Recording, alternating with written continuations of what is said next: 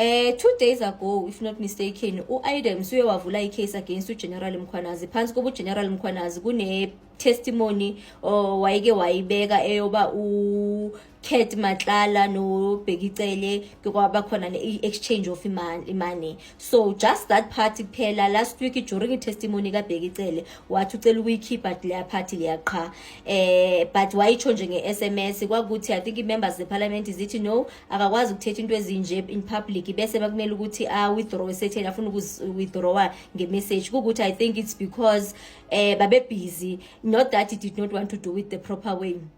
And apologize again. Kwathiwa apologize lezi result uBhekicele wathi umxolele and uyamazi inhlobo yoba ungumuntu onjani Gen-Mkhwanazi. So asu usho into ba is probably just a joining mistake and wacho right there ukuthi amxolele. So it looks like 2 days ago Adams decided to take the matter upon himself wayevula case against Gen-Mkhwanazi, a treasury criminal case ukuthi he lied under oath.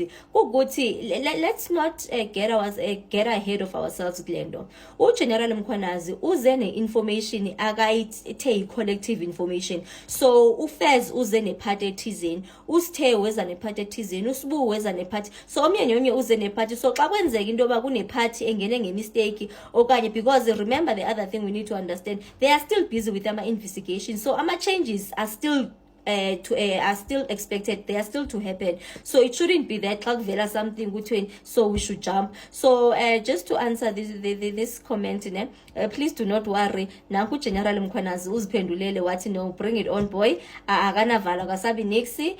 Yeah, so that's just about it. So I don't think it's gonna hold water. He's ready for that, and I'm sure we are umthetho nani nani. It's not that he lied, basically he said whatever he was told. He was actually representing himself, including colleagues zakhe. So it's not that he created a story nani nani, no. So that way the bazaza if bayabizwa back to kwi-ad hoc committee, because ikhona amahememe ngathi bamfuna ukuthi abuye back, because echo in public bafuna bayixolisele in public ofisha akasabe kanaxhala uthe uzaza azoyenza loo nto le. So nansi video yakhe. So police station to open a case against me. We'll deal with that at the ad hoc committee. If there's any case open at the police station, anyone has got the right to open a case. Police must investigate, and if there's a crime committed and the police feels that they must take that into the courts, and the courts, if they decide to prosecute, or prosecute. I was never afraid to be prosecuted. I'm not going to be afraid to be prosecuted now. So if Mr. Adams, who I spoke about in that commission, feels that he must then use the strategy to threaten or intimidate, it's okay. I'm not afraid of that. We already understand which side of the law he is. We'll find each other in the right place. Let it happen. He must bring it on. I will never be afraid of it. I'm still going to go back, I'm told, back to the commission, to the other committee. So we'll appear there and go and explain. And as I've said before, what I presented before the citizen in July, I beg your pardon, was not my making alone. It was the South African Police Service members, hardworking men and women, who are frustrated. And I'm sure as we are watching what's happening in the commission, we get to hear more and more police officers talking about the frustrations. So I said in my presentation, I've said in my statement, what I'm talking about is information I have. Some of it I read on documents that I'm entitled to read. And some of it is information I received from the colleagues that briefed me on it. So as I presented, representing the men and women in blue, where there was any omission or error made, that was not intentional and it's going to be explained. We submit some statements, and I think maybe he might have missed the fact that what was spoken about in Parliament against what was in my statement are two different things. So maybe he needs to get my statement and read it and see where I wrote whatever that he went to open a case or else is opening a case against what I said. What I said is coming from the team, and it's going to be explained when we go back to the Parliament.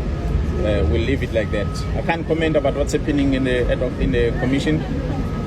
Everyone is watching it as it unfolds. So what I've said before, what we are comfortable with as law enforcement is that at least that gives us a space to be able to do our work. Because all what we are crying for is an opportunity for us to do our work. So as we do our work and be allowed to do our work, that's the only opportunity that we are crying for. So at least we are seeing some activities happening now. we are quite happy with some of the things that are coming out, so that at least society get to see the frustration that men and women are facing on a daily basis as we go about their business. We always say police are only responsible for investigating crime, bringing the perpetrators to court. Someone else, another department, take it from there going forward.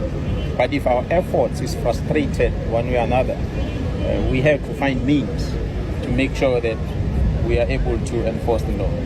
But if we are frustrated, like in this sense, in the extent that it happened, we were left with no options but to bring it to the attention of the public. And I'm glad the President took the decision he took to establish a commission. And I'm happy that Parliament is embarking on a process that they're pleased with. That will help us all. So that's all we can comment on for now. So please. I've asked for a charge of perjury to be laid against the Honourable General, because the General came into Parliament and lied under oath. He sends a WhatsApp message, SMS. This is not a WhatsApp group. This is Parliament. You're not allowed to lie here, even if you are the Honourable General. But my issue with Mkhwanazi is since the day of that infamous press conference, this man has not offered an ounce of evidence. It's just allegations, left, right, centre, and the country is lapping it up. Now, if the man has lied under oath, what credibility does his testimony have?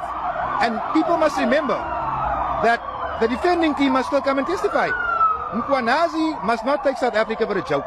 Not all of us are blind. Some of us know why he called that press conference on the 6th. And some of us are willing to tell the truth. Ultimately, this man appears to be fighting crime, but he's covering up for the corrupt. Mkhwanazi must understand there's big trouble coming. Fadiel, also there was an allegation made against you with pertaining the classified information that you had access to. Mkhwanazi saying that you were not supposed to have that, access to that. Have you had any communication from the Madlanga Commission of Inquiry in terms of appearing there? I know that there's no specifics yet when it comes to Parliament's ad hoc committee. I have received communication from Madlanga. I have informed them that I cannot make